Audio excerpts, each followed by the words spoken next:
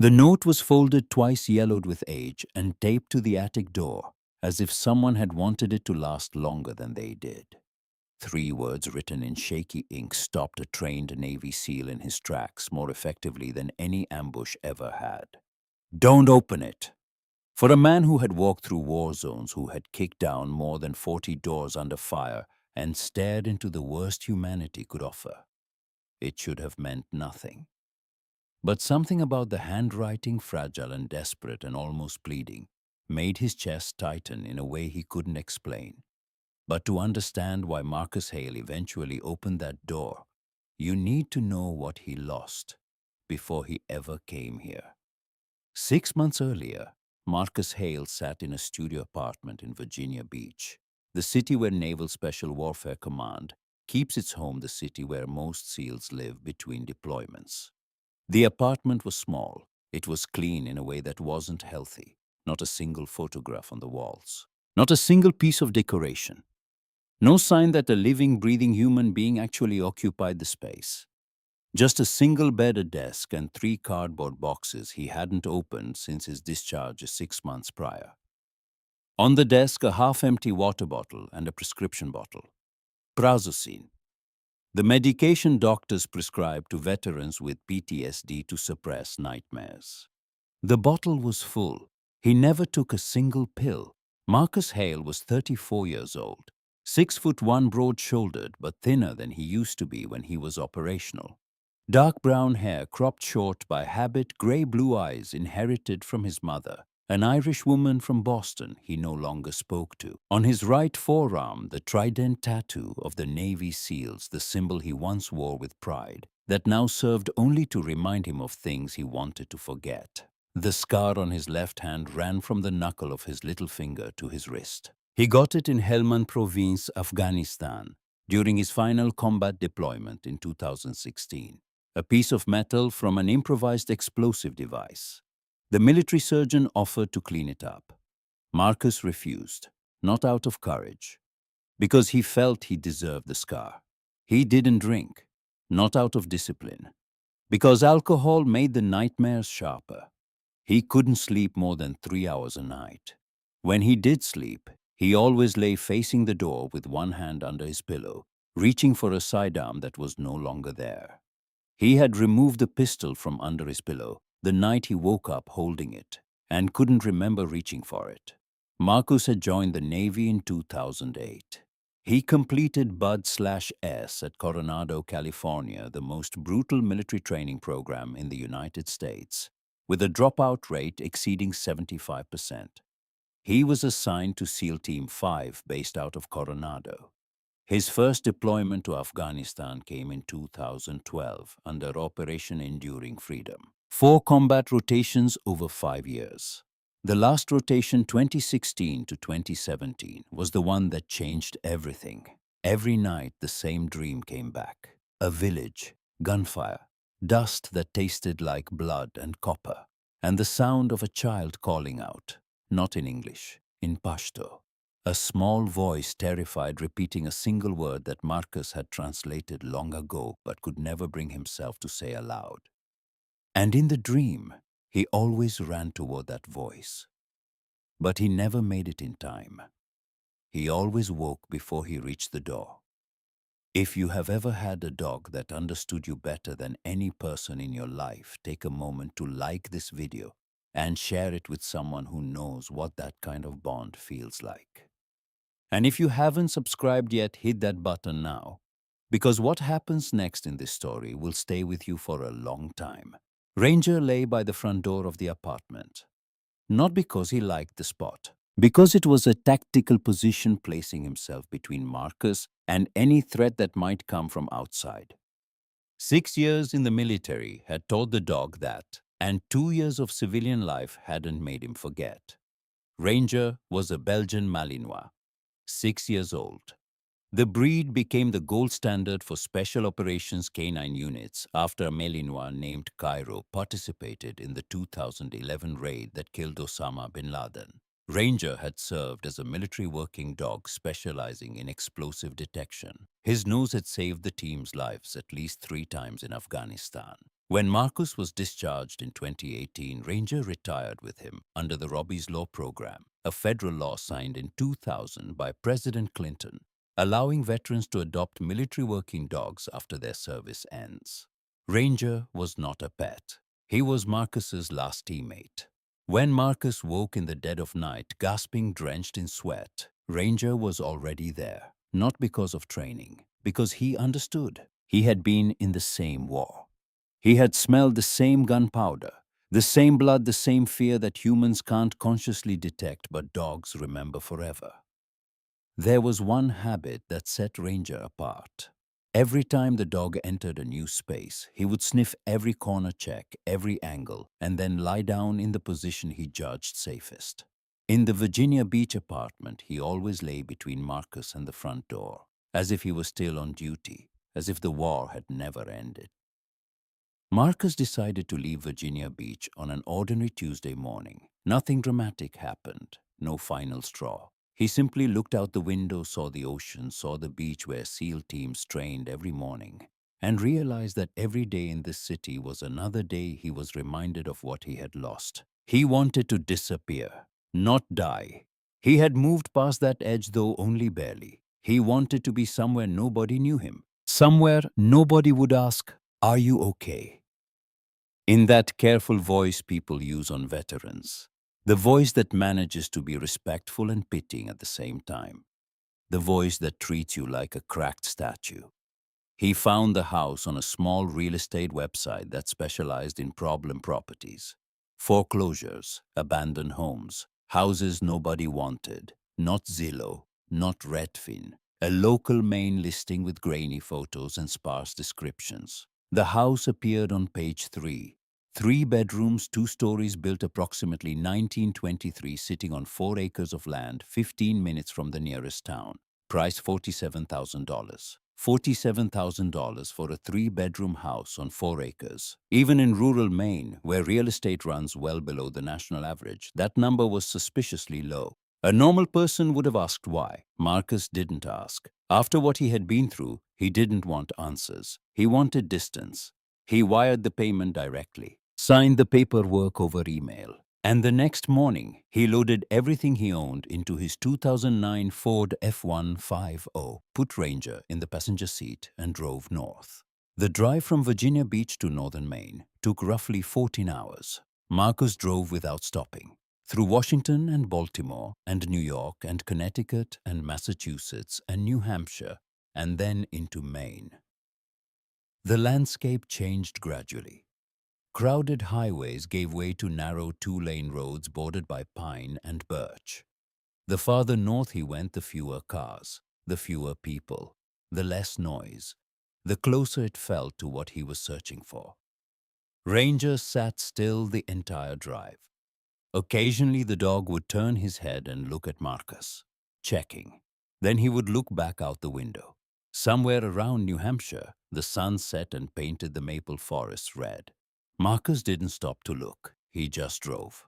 He arrived close to midnight. The headlights swept across the house in the darkness, and it was larger than he expected. A classic New England farmhouse from the early 20th century. Steep roof, white clapboard siding that had weathered to gray, a wide front porch with a sagging wooden railing. 2 large maple trees flanked the entrance, their branches bare. Maine in early November. Autumn was over. Winter hadn't fully arrived. That empty space between seasons, the loneliest stretch of the year. Marcus killed the engine, sat in the truck, listened to the engine tick as it cooled. Then he opened the door. The Maine night air hit his face, cold, dry, carrying the smell of rotting leaves and damp earth. Nothing like the salt air of Virginia Beach. Nothing like the scorching dust of Helmand. He let Ranger out. The dog immediately began his routine, what Marcus called the perimeter check. Ranger circled the house, nose to the ground, ears up, eyes scanning. 2 minutes later, he returned and sat in front of the main door looking at Marcus. Signal clear. Outside was secure. Marcus opened the front door. The hinges screamed. The smell inside was old wood dust and something harder to name. The smell of a space that hadn't felt human warmth in far too long. Inside, old oak floors that creaked differently under each step. Cracked plaster walls, a 1950s kitchen with enameled steel cabinets, the kind your grandmother probably had. A rocking chair sitting alone in the living room, still in the darkness, as if waiting for someone. A small maple dining table.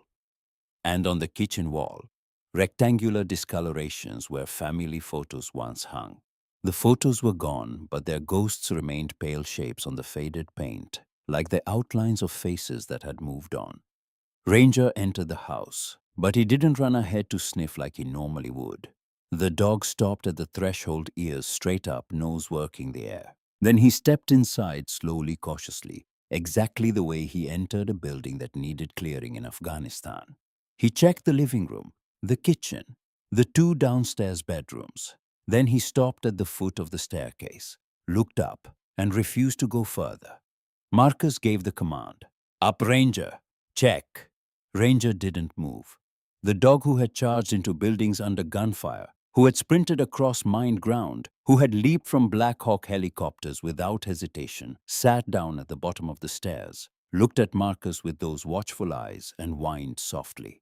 This was the first time in 6 years that Marcus had seen Ranger refuse an order. And for a man who had learned the hard way that his dog's instincts were more reliable than any intelligence briefing, that was not something he could ignore. Marcus went up alone. The flashlight beam cut through the dark hallway.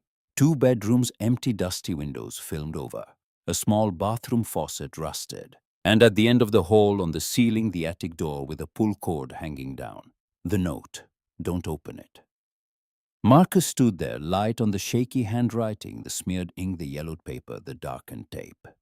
Someone had written these 3 words with an unsteady hand. Someone had taped this note here, hoping it would outlast them. From downstairs, Ranger whined again, not loud, but enough. "Not tonight," Marcus murmured. He was talking to himself more than to the dog, and the words were heavier than they should have been. That first night, Marcus sat up in the downstairs bedroom because Ranger wouldn't go upstairs, and Marcus couldn't sleep without Ranger nearby. He laid his sleeping bag over the old mattress, put the flashlight on the nightstand, and lay down. He had brought very little. A bag of clothes, toiletries, dog food, a box of old photographs he hadn't opened, and 1 book, The Odyssey by Homer, a dog-eared paperback, the Robert Fagles translation. The spine cracked, the pages yellowed. Danny Vega had given it to him before the last deployment. Danny had highlighted 1 passage in yellow marker. The passage where Odysseus returns to Ithaca after 20 years of war and wandering.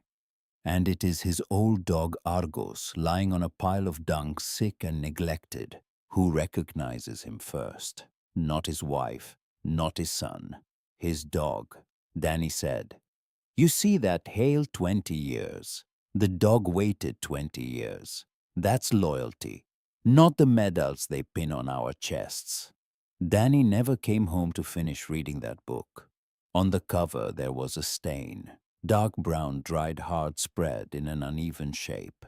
Blood. Marcus never cleaned it. He never would. The house made sounds that first night. Normal sounds. Wood contracting in the cold November air when temperatures outside dropped close to freezing. Wind threading through window gaps. Maple branches scraping the roof. All explainable. But there was something else. From above. From the attic. Not creaking, not wind. A dragging sound, slow, heavy, rhythmic, as if something was being pulled across the wooden floor from one end to the other, then back again. Drag, pause, drag. Marcus lay still. His body switched automatically into the mode that anyone who has seen combat knows. Heart rate slowed, breathing steady, every sense focused on the source of the sound. He pinpointed the location directly above the bedroom, approximately 10 feet overhead, moving along an east to west axis, roughly 12 feet per pass. Ranger lay beside the bed, head raised, ears, locked forward, eyes fixed on the ceiling, his whole body rigid. But he didn't bark, didn't growl, as if he too was listening, trying to understand. The dragging stopped. Silence. 10 seconds, 20, 30. Then it started again. Same rhythm, same trajectory. Then Ranger did something Marcus had never seen before. The dog placed one front paw on Marcus's chest gently, then lay down on top of him. The familiar weight warm and solid. This was deep pressure therapy, a technique used by psychiatric service dogs to calm PTSD patients during anxiety episodes. Ranger had been trained as an explosive detection dog, not a psychiatric service dog. But over 2 years of living with Marcus, he had learned this on his own, through instinct, through 6 years of lying beside a man who was being destroyed from the inside. Marcus didn't sleep that first night, but he didn't panic. With Ranger's 35 kilograms pressing down on his chest, he didn't panic. The dragging sound continued until nearly dawn. Then it stopped, as if whatever was up there also needed rest. Morning came with a strange relief. The November light, pale and slanted, filled the house and turned it from something frightening into something merely old and sad. Marcus told himself it was nothing. Old house, wood settling. Maybe raccoons in the attic, a common enough problem in rural Maine, where the animals often nest in abandoned structures to shelter through winter. But Ranger still refused to go upstairs. The days that followed, Marcus tried to build a routine. He woke at 5 every morning, a military habit that had calcified into something he couldn't break, same as the way he still assessed every room by its number of exits. He ran 5 miles on the dirt road out front with Ranger, regardless of the weather. Maine in November meant thick fog and temperatures near freezing, and ice forming thin sheets on the road. In the afternoons, he fixed things. He was good with his hands. In the seals, everyone learned to build, repair, improvise. He replaced door locks, repaired the staircase rail, patched cracks in the plaster. The physical work helped him not think. When his hands were busy, his mind was quiet. In the evenings, he sat on the front porch with black coffee, watching the tree line. Sometimes a white-tailed deer would step out of the forest, pausing at the edge of the yard, ears swiveling. Ranger would watch, but never chase. He was too old and too tired for that. And every night the sound returned. Same rhythm, same location, same patient, unnerving persistence. By the 5th night, something new, a knocking sound. 2 taps, like knuckles on wood, like someone was knocking on the attic door, from the inside. By the 6th night, 3 taps, then 4, then a continuous sequence accelerating like small fingers drumming on a wooden floor, rhythmic, urgent, almost desperate. On the 7th day, Marcus was repairing the front porch railing when an old pickup truck, a Chevrolet C10 from around 1985, faded green, came crawling along the dirt road and stopped. An old woman stepped out. Ruth Pemberton, 78 years old. White hair pulled up in a bun, her face scored with deep lines, but eyes that were still sharp and blue and missed nothing. She wore a Carhartt jacket, the brand that practically every rural New Englander lives in, and rubber boots. In her hands, an apple pie in an aluminum tray covered with a checkered cloth. "Good morning, I'm Ruth. I live in the house down the other end of this road. Saw a new truck parked here, so I brought pie. That's how we welcome neighbors around here." The conversation started normally, the kind of measured, quiet greeting that rural New England is known for, where people say little but show up with food when it counts. Ruth didn't ask many questions. She was a true Mainer, the kind who watches more than speaks but never misses a thing. She noticed the trident tattoo on Marcus's forearm when he reached for the pie tray. She didn't ask about it. She just said quietly, "My son served too, Navy, not SEALs but Navy. He was killed in Beirut, 83. October 23, 1983. A suicide truck bomb struck the United States Marine Barracks in Beirut, Lebanon. 241 American servicemen were killed, including 220 Marines. It remains one of the deadliest attacks on American military personnel since the Vietnam War. Ruth's son, Kevin Pemberton, was 20 years old. He was one of them. Marcus looked at Ruth, and in that moment, on the worn porch of a forgotten house in the smell of apple pie and cold November air, Two people from two different generations of war looked at each other with the understanding that only those who have lost someone to combat can share. When Ruth turned to leave, Marcus asked. He tried to keep his voice casual, as if the question didn't matter much. Do you know anything about this house, about the people who lived here before? Ruth paused. Her hand rested on the truck door. She didn't turn around right away. The silence stretched 4 seconds, 5 seconds long enough for Marcus to know this was not a simple question. The Whitfield family, Ruth said, her voice quieter now. Thomas and Maggie. They had a daughter. Have or had? Ruth turned to look at him. Her blue eyes carried something Marcus recognized instantly. It was the same look he had seen on the faces of mothers in Afghanistan when he asked about their children. Loss that had become not an emotion but a permanent feature of the face, like geography. When you're ready, Ruth said, come see me, I'll tell you. She drove away. Ranger watched the truck disappear down the road. His tail didn't wag.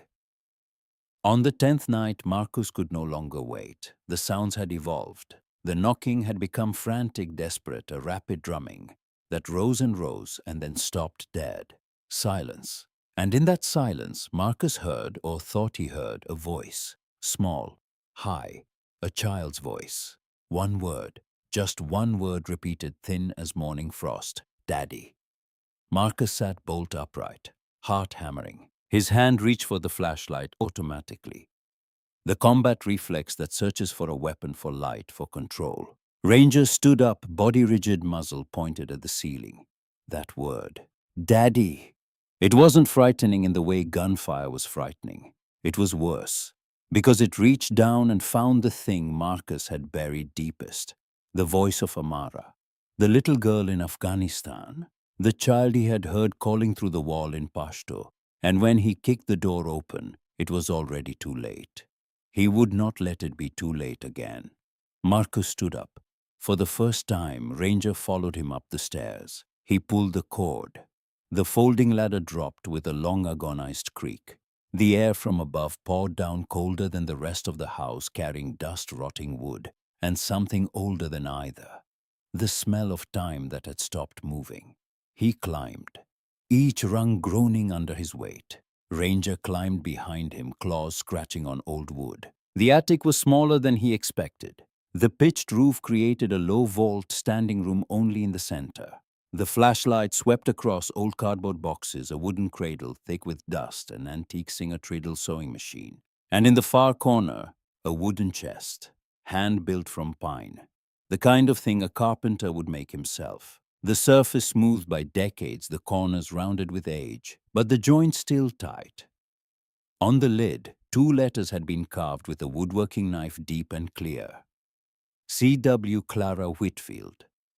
Ranger went straight to the chest, but he didn't bark. He lay down beside it, placed his muzzle on the wooden lid, and whimpered softly.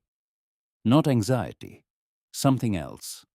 The sound a dog makes when lying beside someone who is sick. The sound of care. Marcus looked at the floor. Under the flashlight beam, scratches appeared in the wood. Not random. Parallel lines, deep worn into grooves running from the cradle to the chest and back again. Hundreds of passes. As if someone had dragged the cradle back and forth between 2 points over years, wearing ruts into the pine floor. Marcus knelt beside the chest. The brass lock was tarnished but not locked, just latched, as if whoever closed it last couldn't bear to truly lock it. He opened the lid. Inside, children's clothing. Small dresses, hand-knitted sweaters, tiny socks. All folded with care, layered neatly as if someone had spent a long time arranging them. Between the layers, a small teddy bear, worn one eye, missing stuffing, poking through the shoulder seam. A children's picture book, Goodnight Moon, by Margaret Wise Brown. A well-worn copy with the cover faded and the corners curled. And at the bottom, an envelope. Inside the envelope, 2 things. A Polaroid photograph. A little girl, light brown hair, big eyes, a smile, missing one front tooth, standing in front of this house. The house when it was newer, the walls white, the garden in full bloom. The girl held the teddy bear.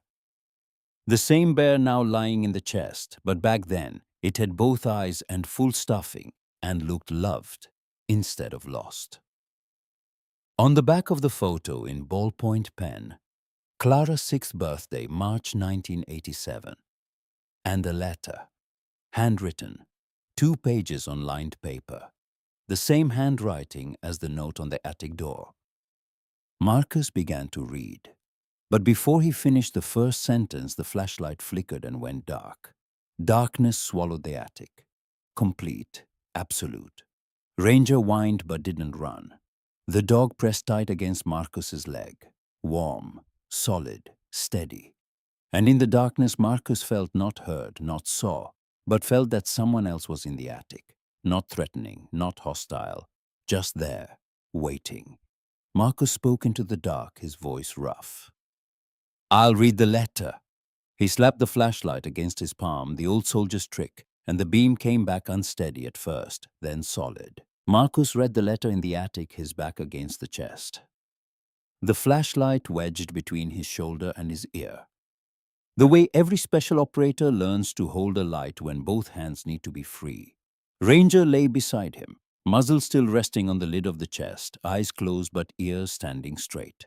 The dog was not sleeping. The dog was listening. The letter was 2 pages long, written on lined notebook paper, the kind you tear from a spiral-bound pad. The handwriting started clear and controlled the penmanship of a careful man, someone accustomed to writing measurements and lumber dimensions and job estimates. But as the pages went on, the letters began to shake, as if the man who started writing with steady hands had been betrayed by the memories his hands were putting down.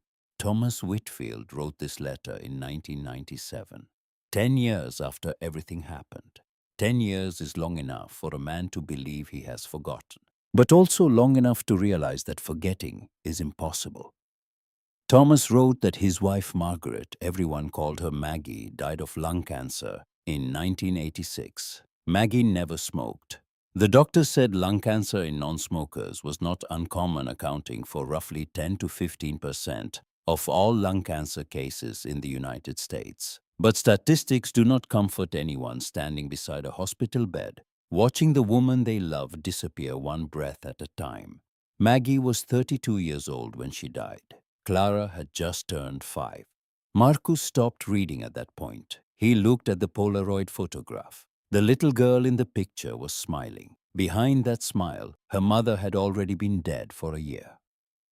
Thomas continued. After Maggie passed, he tried to raise Clara alone. He was a carpenter. He worked from home so he could watch his daughter. But he did not know how to comfort a child who had lost her mother. He knew how to build cabinets and tables and roof frames. He did not know how to explain death to a 5-year-old in a way she could understand without being destroyed by it. Then Clara started talking to the attic. Every evening after dinner, Clara would climb up to the attic, the room where Maggie used to sit and sew, where the Singer treadle machine still stood, where the faint scent of Maggie's lavender perfume still lingered in the fabric and the wood. And Clara would sit there for hours. Thomas could hear his daughter talking through the ceiling. A small voice, cheerful, conversational, as if she was speaking with someone who was actually there. "Mommy, I drew a picture at school today. The teacher said it was beautiful. I drew you and me standing in front of our house." Thomas thought it was a normal response to grief. The books on childhood psychology that the church pastor lent him said that young children often create imaginary companions after losing a loved one, a defense mechanism, perfectly normal. He decided to leave it alone. Maybe with time, Clara would stop going up to the attic. But the opposite happened. Clara began dragging the cradle, the wooden cradle that Thomas had built himself, the cradle where Maggie used to lay baby Clara down to sleep, across the attic floor to a spot next to the chest. And every night, Clara slept in that cradle. 6 years old already, too big for it, her legs hanging over the edge, but she insisted. Because she told Thomas, "Mommy tucks me in when I sleep up here." That was the sound Marcus heard every night since moving in. Not something dragging now, the memory of it. Repeated hundreds of times over months and years, ground into the grain of the wood. until the house itself remembered. Then Thomas's handwriting began to shake badly, the letters tilting, the ink smearing in places as if his hand was trembling too hard to hold the pen steady. Strange things started happening. Objects moved on their own. The rocking chair in the living room would be in a slightly different position every morning, angled as if someone had just been sitting in it and stood up. The singer-sewing machine in the attic would start running in the middle of the night, the rhythmic clack of the metal treadle echoing through the silent house, steady and unhurried. Exactly the way Maggie used to work the pedal while mending Clara's dresses. And one night, Thomas climbed up to check on Clara and found the child asleep in the cradle, teddy bear clutched to her chest, a blanket tucked carefully around her up to her chin. Neat, warm, snug, tight on the left side, loose on the right, because Clara liked to keep one arm free, exactly the way Maggie always did it. But Thomas had not tucked Clara in that night.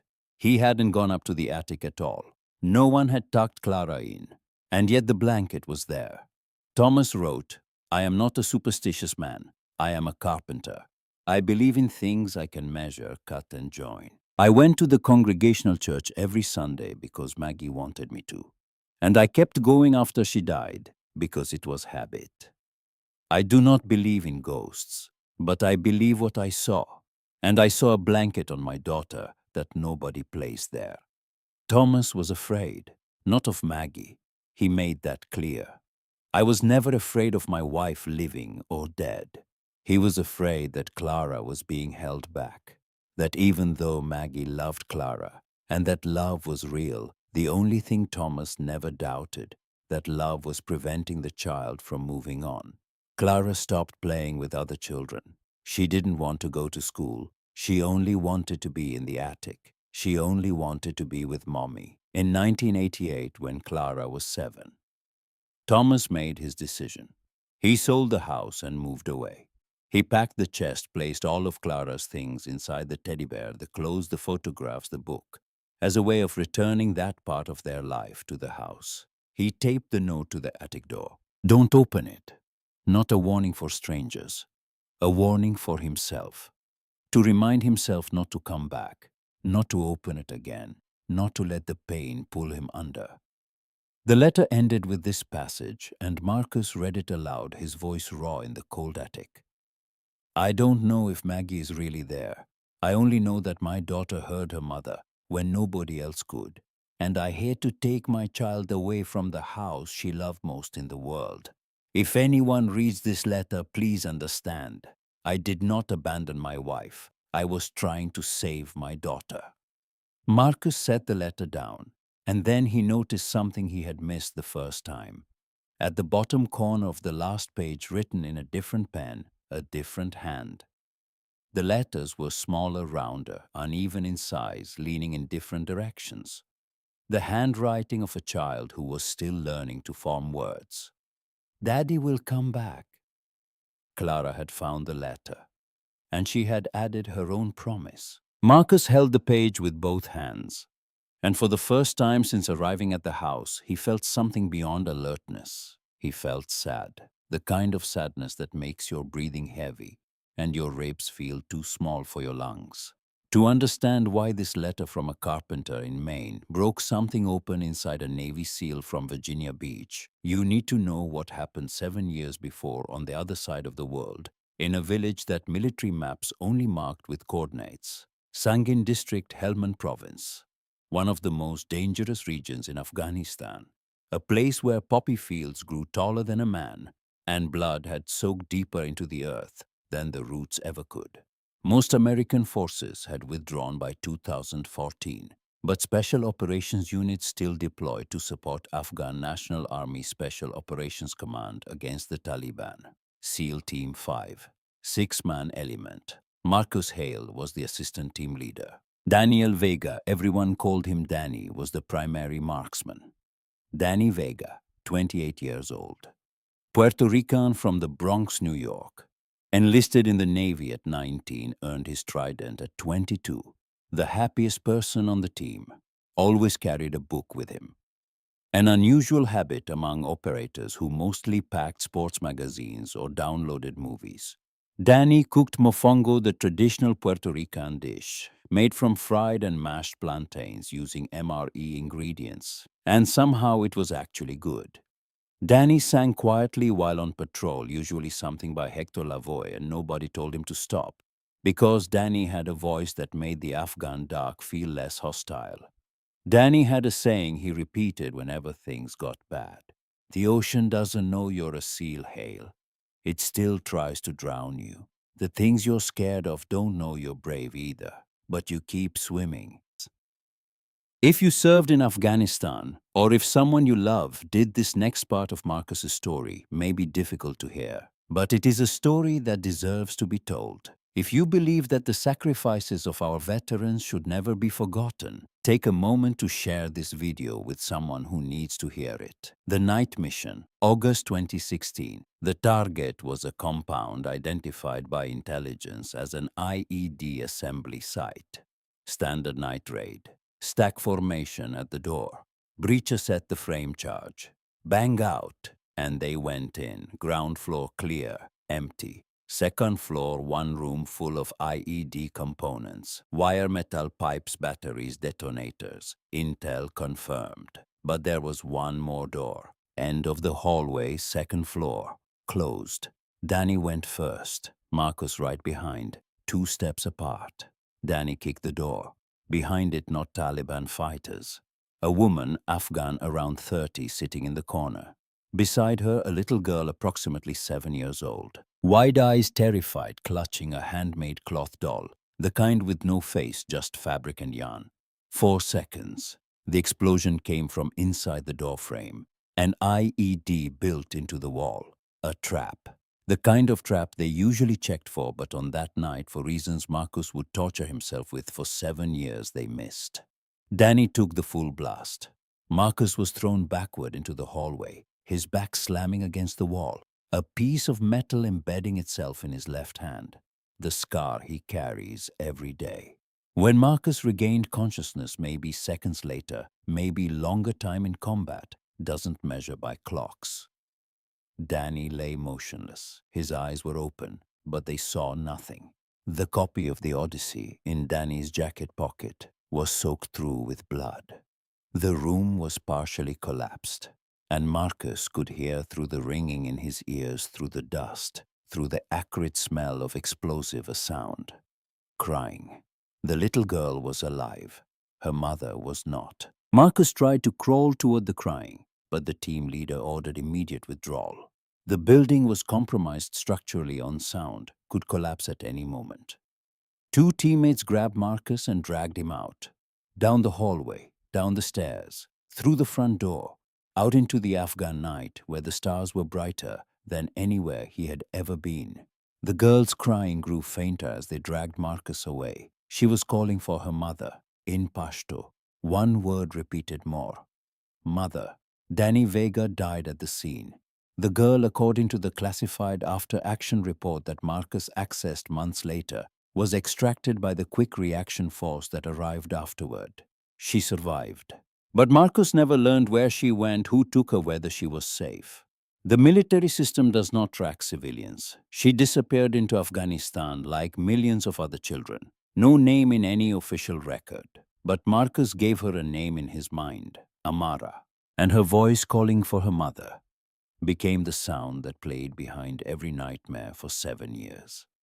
In the cold attic in Maine, Marcus looked at the Polaroid photograph of Clara Whitfield, a 6-year-old girl smiling with a missing tooth, and saw Amara.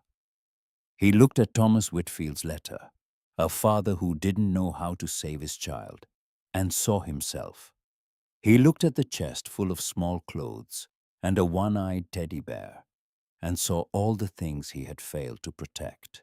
Thomas Whitfield could not save his family. He had to leave, abandoning the house and its memories. Marcus Hale could not save Danny and Amara. He was dragged out, leaving them behind. Both men were haunted by a door they had not opened the right way or had opened too late. The next morning, Marcus drove to Ruth Pemberton's house. 15 minutes down the dirt road through bare birch forest under the flat grey sky that is November in Maine. The kind of grey that isn't sat just empty like an unwritten page. Ruth's house was smaller. Tidy, a classic Cape Cod, 1.5-story steep roof, red brick chimney trailing smoke. The front door was painted deep red, traditional New England style. Inside, the kitchen was warm from a wood stove, and the air smelled of coffee, burning pine, and something baking. On the wall, a photograph of Kevin Pemberton in his navy dress uniform. A young face, 20 years old, wide smile. Beside it, a folded American flag in a glass case, the triangle fold they give to the families of the fallen. Ruth poured coffee, black, no sugar, the Maine way, and began to talk. She told Marcus about Maggie Whitfield, a preschool teacher at the town school. Light brown hair, warm brown eyes, a voice so gentle that the children in her class would fall asleep when she read to them. Everyone loved Maggie. When she was diagnosed, the community organized a fundraiser at the Congregational Church on Main Street. But in 1986, health insurance in rural Maine barely existed for working-class families. Maggie died in November when the maple leaves outside the window blazed red. Ruth said that Clara told her right after the funeral, "Mrs. Ruth, Mommy will come back when the leaves turn red." Ruth didn't know what to say. She just held the child. Ruth told Marcus that after Thomas moved Clara to Portland, Maine's largest city, Clara grew up quietly. Good grades, no trouble. But Clara came back to the old house once when she was 16 in 1997. I looked out my window and saw a girl standing in front of the house. Brown hair, thin, wearing a black jacket. It took me a few seconds to realize it was Clara. She stood there for 15 minutes, looking up at the second-floor windows. Then she left. She didn't go inside. Ruth told Marcus something else. After Thomas and Clara moved away, the house was sold twice over the following 30 years. The first buyers, a young couple from Boston, who wanted to live simply in the country, lasted 8 months before moving out. No explanation, no complaint. They just left. The second buyer, a retired college professor who wanted to write a book, lasted 3 years before selling the house at a loss of $15,000 below what he paid. I asked the professor why he was selling. Ruth said. He told me, "The house doesn't want me there." I asked him what he meant. He just shook his head and drove away. Ruth was clear about one thing. The house never harmed anyone. Nobody was injured. Nobody fell ill. Nobody experienced unusual bad luck. There were no ghostly footsteps, no flying objects, nothing like the movies. Just a feeling. The feeling that you were not welcome. That the house was waiting for someone and you were not that person. "But you're different," Ruth said, looking at Marcus over the rim of her coffee cup. "You've been there 10 days, longer than anyone since Thomas." She looked down at Ranger lying under the kitchen table, his muzzle resting on a rubber boot. "And your dog seems like he knows something." Marcus asked, "Why do you think I've lasted longer?" Ruth was silent. She lifted her coffee, drank slowly, set it down, looked at Marcus with those blue eyes that had seen 40 years of living since the day she received a folded flag. "Maybe because you carry your own dead." The words landed somewhere deep inside Marcus's chest. Quiet kitchen, fire crackling, Ranger breathing steadily, and Marcus hailed the man who had walked through war without weeping, who had lost his best friend without breaking, who had lived with nightmares without screaming, felt something inside his chest crack, not shatter, just crack, like thin ice on a lake when spring arrives. 3 weeks after moving in, Marcus was repairing the walls of the upstairs bedroom. It was the first time he had worked on the second floor, because Ranger had finally agreed to climb the stairs. Though the dog still moved slowly, cautiously, his gaze always sweeping. When Marcus pulled away a panel of old wainscoting, the white painted pine that lines the lower walls of almost every New England house built before 1940, he found something in the gap between the panel and the real wall, a small tin box. The kind that once held hard candy or rolling tobacco, the picture on the lid almost entirely faded. Inside the box, 7 drawings in colored pencil on paper. The kind of art a 6 or 7-year-old produces. The lines were wobbly and imprecise, but filled with the unmistakable intensity that only children's art contains. Each drawing showed a different scene, but all of them featured 2 figures. A tall woman, the mother always wearing a blue dress, and a small girl, Clara, brown hair, holding a teddy bear. In every single drawing, the 2 of them were holding hands. The first drawing, Mother and Clara standing in a flower garden. A large yellow sun overhead, both of them smiling. The second mother reading a book to Clara in bed. The third mother sitting at the Singer sewing machine, Clara beside her watching. The fourth mother cooking in the kitchen, Clara standing on a chair to reach the counter. The fifth mother and Clara running through a meadow, dragonflies and butterflies filling the sky. The sixth mother holding Clara in bed, a moon in the window, and the seventh. The seventh drawing was different from all the rest. No grass, no sunshine, no cheerful colors. In this one, the house was drawn in simple lines, a square with a triangle roof.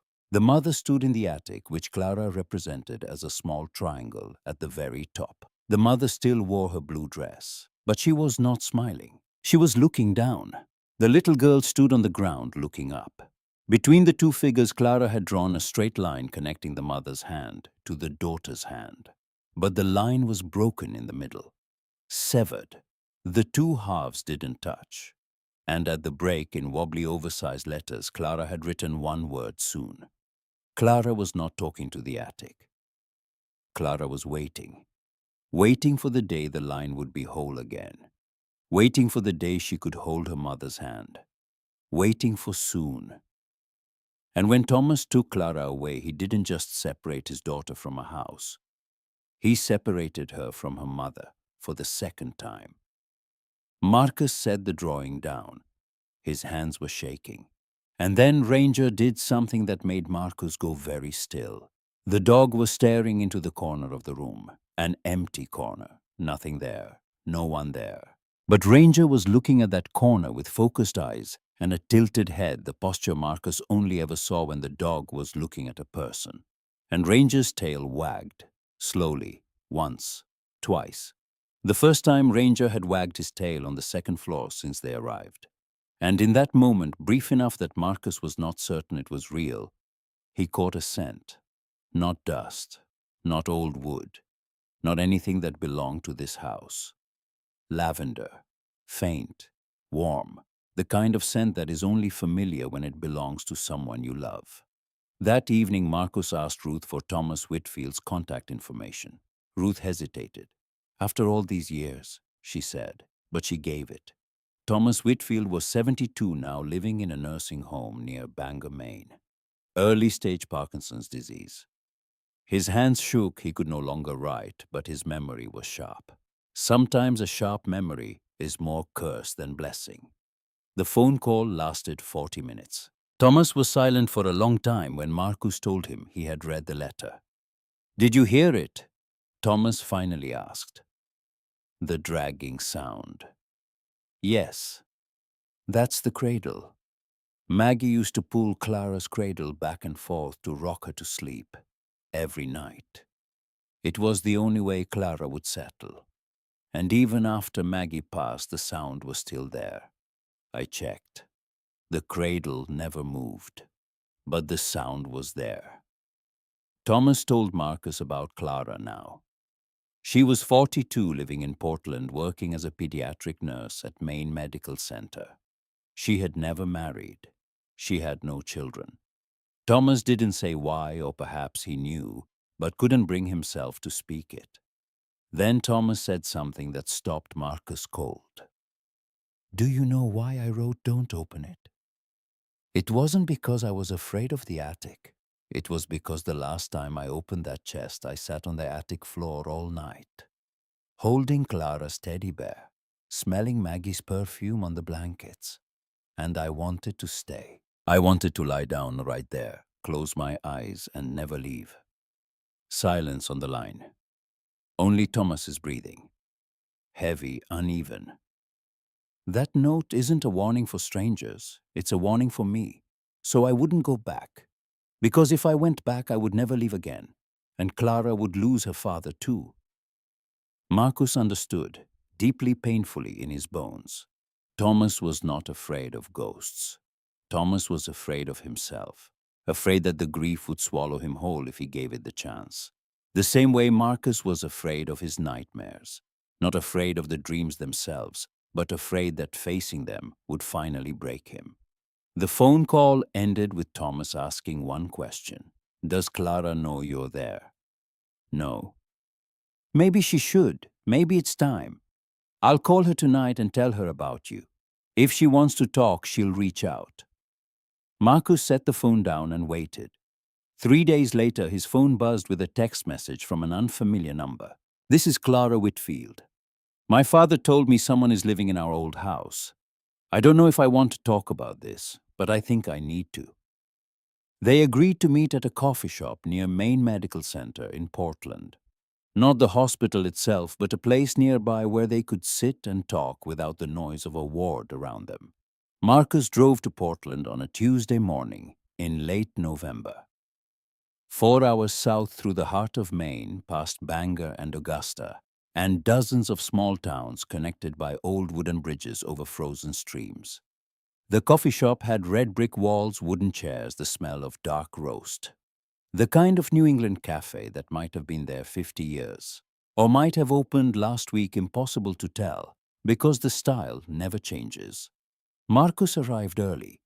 He sat in a corner booth with Ranger lying under the table, the dog's leash looped around the chair leg, his service vest on. Ranger had been officially registered as a psychiatric service dog through the VA 6 months after Marcus's discharge, a process Danny's mother had helped him navigate before Marcus moved to Maine. The vest gave Ranger legal access to public spaces under the Americans with Disabilities Act. Clara arrived 10 minutes later. She wore a dark jacket over scrubs as if she had come straight from a shift. Light brown hair cut short and practical. Her eyes were her mother's eyes from the Polaroid, but deeper now, more tired, carrying the weight of decades that included losing a mother, losing a home, and building a life on top of both losses without ever looking down. She saw Ranger before she saw Marcus. She stopped at the edge of the booth and looked at the dog. Ranger looked back at her, lifted his head from the floor, and did something unexpected. He placed his chin on Clara's shoe, a gesture of trust he had never offered anyone except Marcus. Clara sat down. She didn't say hello. She said, "Your dog just did something my father's dog used to do." "What's that?" "Chose me." Marcus pulled the 7th drawing from his jacket pocket and placed it on the table between them. The house, the mother in the attic, the girl on the ground, the broken line, and the word soon. Clara looked at the drawing, and for the first time the wall cracked, not dramatically, not with sobbing or collapse. A single tear ran down her left cheek, just one. She wiped it quickly with her sleeve, the reflex of a nurse who wipes everything the same way, fast, efficient, leaving no trace. "I drew this," Clara whispered. "I was 6. If this conversation between Marcus and Clara is touching your heart, share this video with someone who understands what it means to carry something heavy for a very long time. And if you haven't subscribed yet, do it now. Because the way this story ends will stay with you. Clara told her version of the story. Different from Thomas's version. Different from Ruth's. The version that only the child who lived it could tell. "I remember the attic. I remember the smell of Mom's lavender perfume. I remember the sound of the sewing machine, the metal treadle pumping up and down, steady as a heartbeat. I remember the feeling of someone tucking me in when I slept in the cradle. The blanket was always warm, always tucked the right way. Tight on the left side, loose on the right, because I like to keep one arm free. Exactly the way Mom always did it." Clara paused, drank her coffee, set the cup down, looked out the window where snow was falling on the Portland streets, soft and white and quiet. "I was never afraid. Not once. Not ever. To me, Mom was just upstairs, the way she was always upstairs every evening when she was sewing. The only difference. She stopped again. The pause lasted long enough that Marcus could hear the espresso machine behind the counter, could hear the soft music from the speakers, could hear the snow. The only difference was that Mom didn't come downstairs in the morning anymore. Clara told Marcus what happened when Thomas took her to Portland. She did not cry because she was leaving the house. She cried because she was being separated from her mother for the second time. The first time was when Maggie died. The second time was when her father took her away from the only place where Maggie remained. I was 16 when I went back.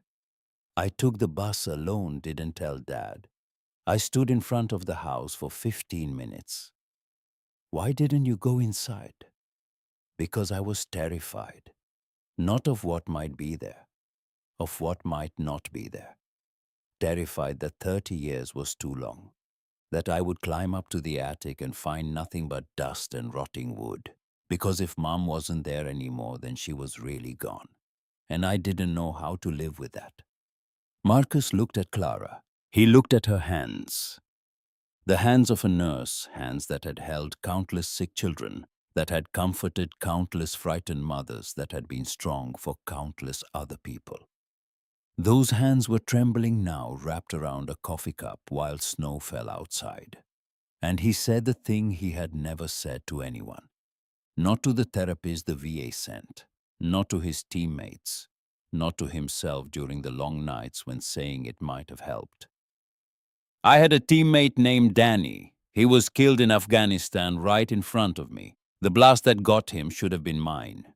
He went through the door first and I went second, 2 steps apart. That's the distance between living and dying in Afghanistan. 2 steps. And every night I'm afraid to fall asleep.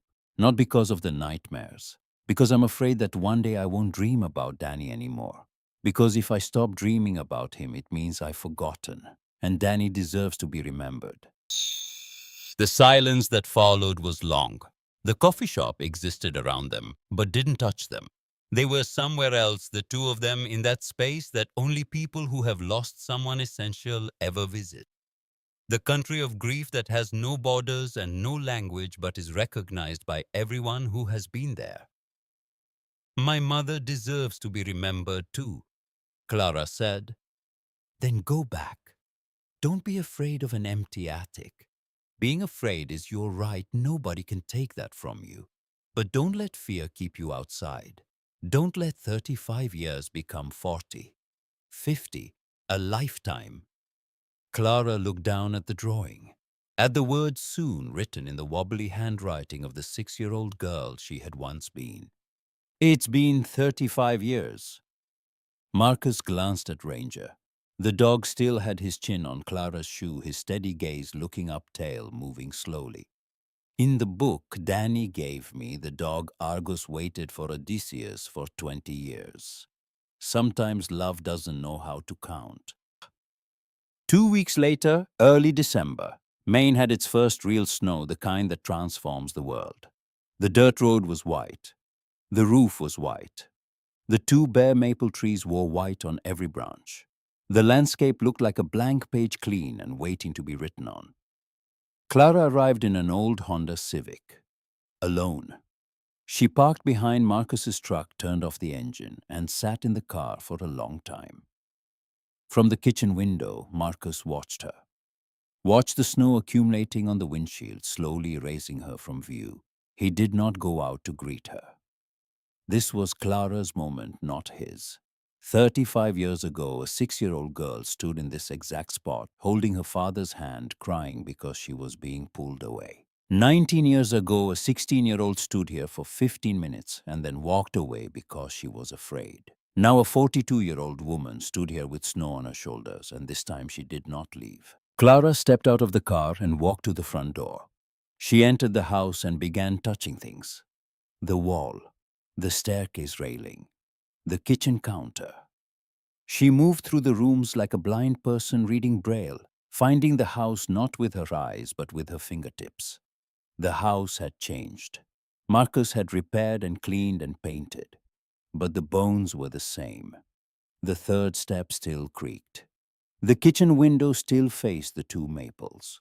The oak floor was still warm underfoot. Ranger ran to Clara the moment she crossed the threshold. The dog wagged his tail, whimpered, circled her legs, pressed his body against her shins. Behavior he reserved for Marcus alone, never for anyone else. But Clara was not anyone else. Not to this house, not to whatever Ranger could sense that no human instrument could measure. Clara knelt on the kitchen floor and wrapped her arms around the dog and cried. Not the quick, efficient tears she had wiped away in the coffee shop. She cried for real, the kind of crying that soaks through fur and reaches skin, the kind that shakes your whole body, the crying of a 6-year-old girl who had waited 35 years for permission to grieve out loud. Marcus stood in the kitchen doorway and said nothing. He gave her time. Time was the thing that Marcus had finally learned to give to others and to himself. 3 of them climbed the folding attic stairs, Marcus first, Clara behind him.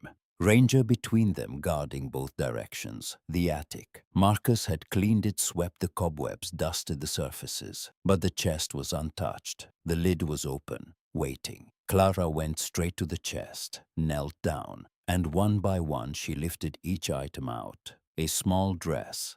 Mom made this for me. Blue floral fabric. I wore it on my first day of school. She held it against her chest. It was impossibly small. Everything from childhood is impossibly small when you find it again. A hand-knitted sweater. The smell of the yarn. It's still there. Clara pressed the sweater to her face, breathed in deeply, eyes closed. Whatever she found in that scent, it was enough to make her lips tremble. Tiny socks. I hated wearing socks. Mom always had to chase me around the house to get them on. A smile appeared. Small, shaky, but present. The copy of Goodnight Moon. Clara opened it to the first page where a line of faded ballpoint ink read, "For dear Clara, Christmas 1985. Love, Mom." Clara traced the handwriting with her fingertips slowly, as if she could feel her mother's hand moving beneath the ink. And the teddy bear. Clara picked up the bear with both hands. Gently, the way you hold something that might dissolve if you grip too tight. It was smaller than she remembered. Everything was smaller than she remembered, but also warmer. Mom? Clara's voice was barely there, thin and high, the voice of the 6-year-old girl who still lived inside the 42-year-old woman. I'm home. Nothing dramatic happened. No burst of light, no whisper from the shadows, no objects moving, nothing like the movies. But both Marcus and Clara felt it. A shift in the air that could not be measured by any instrument, but was as real as the wooden floor beneath their knees. As if the attic or something within the attic had been holding its breath for a very long time. And now finally exhaled. Ranger lay down, in the center of the attic, not in the corner, not by the door, the center. The position he chose only when he had assessed a space as completely, absolutely safe. No threats, no alerts, all clear. And the dog closed his eyes, breathed slowly, slept. The first time since arriving at the house that Ranger fully relaxed in the attic. When Clara placed the teddy bear back in the chest, she noticed something Marcus had put there earlier, a dried flower. Its petals were withered, but still held their shape, still faintly yellow with a dark brown center. Clara touched a petal and said almost without thinking, the words coming from somewhere deeper than conscious thought. This is a black-eyed Susan. This was Mom's favorite flower. She planted them all over the front yard. Every summer the whole garden was nothing but these, bright yellow everywhere. Marcus felt a chill move through his body, starting at the base of his skull and running down his spine. That flower had appeared on the lid of the chest 3 weeks earlier in the middle of November, when the outside temperature was below freezing, when the ground was iron-hard with frost, when no flower of any kind bloomed for hundreds of miles in any direction. He had not planted it. He had not brought it. It was simply there one morning, fresh and dewy, resting on the wooden lid, as if someone had just picked it from a summer garden. He said nothing. Some things are better without explanation. Some things are diminished by the attempt to explain them. That night, after Clara had gone home with a promise to return that Marcus believed not because she said it, but because of the way Ranger watched her walk to her car, tail wagging that quiet whimper, the way a dog says, "I'll see you again." Marcus sat on the front porch, alone except for Ranger, but Ranger was not alone. Ranger was an extension of Marcus himself. Snow fell lightly, no wind. The flakes came straight down slow and silent, the kind of snowfall that only Maine in deep winter produces, the kind you can hear landing if you listen. Marcus opened The Odyssey. The blood stain on the cover was still there, dark brown, permanent. He turned to the passage Danny had highlighted in yellow, the passage about Argos recognizing Odysseus. He read it aloud. His voice was rough in the cold air. Each breath formed a small white cloud in front of his face, giving visible shape to his words. Then he closed the book, set it on his knee, and spoke, not to the book, not to the snow, not to Ranger, to Danny. "Danny, I'm sorry I didn't go back for you. I'm sorry I'm alive and you're not.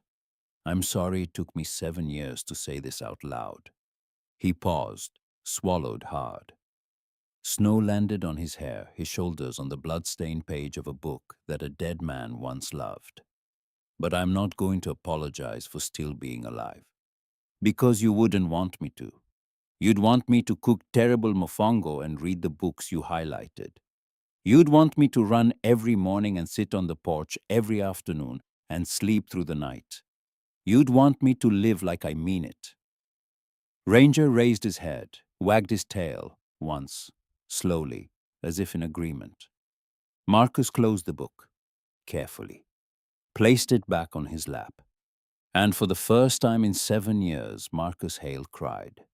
Not the crying of pain, not the crying of rage, the crying of a man who had finally given himself permission to let go. The crying of ice melting slow and steady and unstoppable, and when it was done underneath was water clear and still.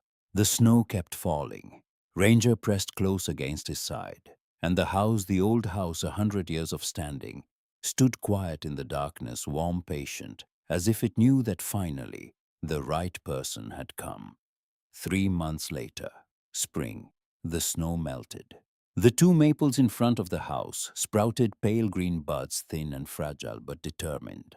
The dirt road turned to mud and then dried. Birds returned. Chickadees, sparrows, the small familiar voices of a Maine spring. Marcus was still in the house. He had finished the roof, replaced the windows, repainted the exterior walls. Not white like before, but a pale gray with cream trim, traditional Maine style, but clean and cared for the way a man looks after he has started taking care of himself again. The front porch now had 2 rocking chairs, one old and restored, one new. Marcus slept 4 to 5 hours a night, not much by most standards. But for a man who once managed 3 hours of unbroken nightmares, it was a revolution. He still woke early, still ran with Ranger, but now he stopped along the way to watch a white-tailed deer step out from the tree line, to listen to the stream running behind the property, to breathe, just to breathe. He had started attending counseling sessions at the VA clinic in Bangor. Once a week, the long drive south, sitting in a room with a therapist who was herself a veteran, talking about things he had never talked about. It was slow, it was painful, but he kept going. Danny would have wanted him to keep going. He visited Thomas Whitfield at the nursing home twice.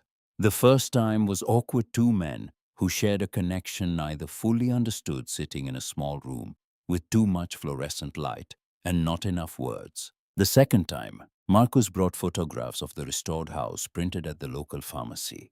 Thomas held the photos with shaking hands, Parkinson's making the images tremble, but his eyes were clear and bright in a way that only happens when you see something you love being cared for. "Beautiful," Thomas said softly. "Maggie would like that." Clara came back to the house once a month. She brought flowers, black-eyed Susans when they were in season, other flowers when they weren't. She placed them on the lid of the chest in the attic. She sat quietly for 15 minutes, said nothing, just sat. Then she came downstairs and drank coffee with Marcus on the porch. They didn't talk much. They didn't need to. Between them, there was no romance, no drama, just the quiet understanding of two people who had walked through darkness and come out the other side. The kind of friendship that only forms when both people know how long the night can be. One afternoon in late April, Marcus sat on the porch and wrote a letter. Not an email, not a text message. A handwritten letter on lined paper in ballpoint pen, the same way Thomas Whitfield had written his letter in the chest. Marcus wrote to Danny. He told Danny about the house, about Ranger, who was still healthy, still eating like a horse, still lying on top of Marcus every night. About Ruth and her apple pies, about Clara, the pediatric nurse. She takes care of other people's kids, Danny. You would have liked her. About the attic and the chest and the flower that appeared in the middle of winter. He didn't try to explain any of it. He just told the story. The way Danny used to tell stories, no logic required, just truth. At the end of the letter, Marcus wrote, "I don't know where you are, Danny. I don't know if you can hear this, but if you can, I want you to know something. I'm swimming. The ocean is still trying to drown me, but I'm still swimming." He folded the letter, put it in an envelope, didn't write an address because there was no address to write. He carried the letter up to the attic and placed it in the chest beside the teddy bear and Clara's photograph. Then he closed the lid. Maybe Maggie would hold it for Danny. Maybe somewhere that Marcus couldn't understand letters still reach the people they are meant for. Maybe not. But the act of writing it was enough. Ruth Pemberton came by every week with pie. Apple in fall, pumpkin in winter, blueberry in summer. She talked less these days, but smiled more. One evening on the porch, she said something quietly. "My son Kevin used to fish in the stream behind your property. Do you mind if I go sit by the water sometime?" "Any time, Mrs. Ruth." Ruth didn't fish. She sat beside the stream watching the water flow over the rocks and remembered Kevin. But now she remembered without pain, the same way Marcus remembered Danny without breaking, the same way Clara remembered Maggie without hiding. The attic was silent. The dragging sound never returned after the night Clara came home. But sometimes when Marcus went up to read, he had started reading more, beginning with the Odyssey and moving on to other books that Danny would have loved. Ranger would lift his head, prick his ears, stare into the corner of the room, and wag his tail. And Marcus would smile. He never asked why. One evening in May, Clara sent him a text message. "I just signed up for an evening drawing class in Portland. First time I've drawn anything since I was 7. The teacher asked me what I wanted to draw. I said, a house." Marcus read the message, smiled, typed back one sentence. "Don't forget the 2 maples." Ranger lay beside him, watching Marcus tap at the phone, tail wagging once before closing his eyes again. The dog didn't need to understand the message. He understood the sound of Marcus's breathing as he read it. Lighter, steadier. That was enough. A morning in June. Marcus opened the front door. The air was summer in Maine, warm, carrying the scent of pine and damp earth and freshly growing things. And there on the porch step, in the exact spot where snow had piled in December, in the exact spot where Marcus had sat and cried in the darkness, a flower was blooming. Just one, growing through a crack in the wooden step. A thin green stem, small leaves and petals the color of sunlight with a center as dark as rich earth. A black-eyed Susan. Marcus looked at the flower, looked at Ranger, who was sniffing the petals, his eyes bright in the early morning light. His tail swaying slowly, his whole body relaxed in a way that only a dog who feels completely safe can be. Marcus didn't say anything. He just sat down on the step, next to the flower, next to Ranger. He picked up his coffee, looked out at the forest where the deer appeared every morning, where the stream ran cold and clear beneath birch trees wearing their new leaves, where the sky was the deep, honest blue that Maine saves for summer. Marcus Hale had opened many doors in his life. Doors in Kandahar and Helmand and villages that had no names on any map. Behind every one of those doors, death might have been waiting. And he never hesitated. But the hardest door he ever opened was not in Afghanistan. It was in the ceiling of an old house in Maine, covered in dust, bearing a yellowed note in shaky handwriting. And behind that door was not death. It was the thing Marcus feared more than death. Life. Life with all its pain, and life with all its beauty. The note had been wrong, or perhaps misunderstood. Because sometimes the things we are told not to open are not meant to be avoided. They are meant to be faced with compassion. And when we face them, they don't just change what we find inside. They change us completely. If this story stayed with you, if it made you think about someone you have lost, or someone you haven't spoken to in too long, or a door you have been afraid to open, please share it. Share it with a veteran who needs to know he is not alone. Share it with a parent who is carrying something heavy. Share it with anyone who believes that love doesn't end. It just changes form. Like and subscribe and leave the word hope in the comments. If you believe that even the most broken places can find peace again, thank you for staying until the end. It means more than you know.